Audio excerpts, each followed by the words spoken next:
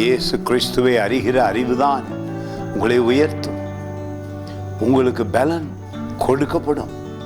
வார்த்தையை வாசிக்கும் பொழுதே உள்ளார்ந்த உள்ளத்திலே வல்லமை அதிகரிக்க ஆரம்பிக்கும்.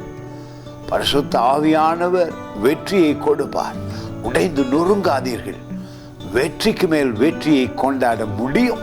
கிறிஸ்துவுக்குள் அந்த புது வாழ்வு உண்டாயிருக்கிறது. மிகவும் அருமையான அந்த வார்த்தை உங்கள் உள்ளத்தை மிகவும் தொடும்.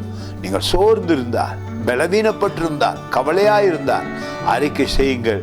நாங்கள் பலன் மேல் பலன் கொண்டு எழும்புவோம். வெற்றிக்கு மேல் வெற்றி சிறக்க பண்ணுவார் என் தேவன் என்று சொல்லுங்கள். இந்த வார்த்தை சொல்லுகிறது சங்கீதம் 84:7 வசனம்.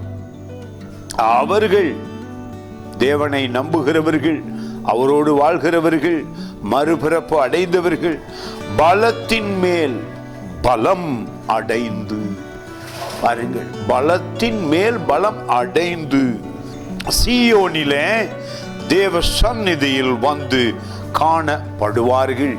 தேவ பிரசன்னத்திலே இருக்கும் பொழுது வெற்றிக்கு மேல் வெற்றி. அவருடைய வார்த்தையை தியானிக்கும் பொழுது சுகவாழ்வு. அவருடைய வார்த்தையை தியானிக்கும் பொழுது உங்களுடைய எதிரிகள் பின்னிட்டு ஓடுவார்கள். நீங்கள் வெற்றியாய், சமாதானமாய், சந்தோஷமாய், ஆசீர்வாதமாய் வாழ முடியும். அவரோடு வாழ்கிற வாழ்க்கை மிகவும் இன்பமானது.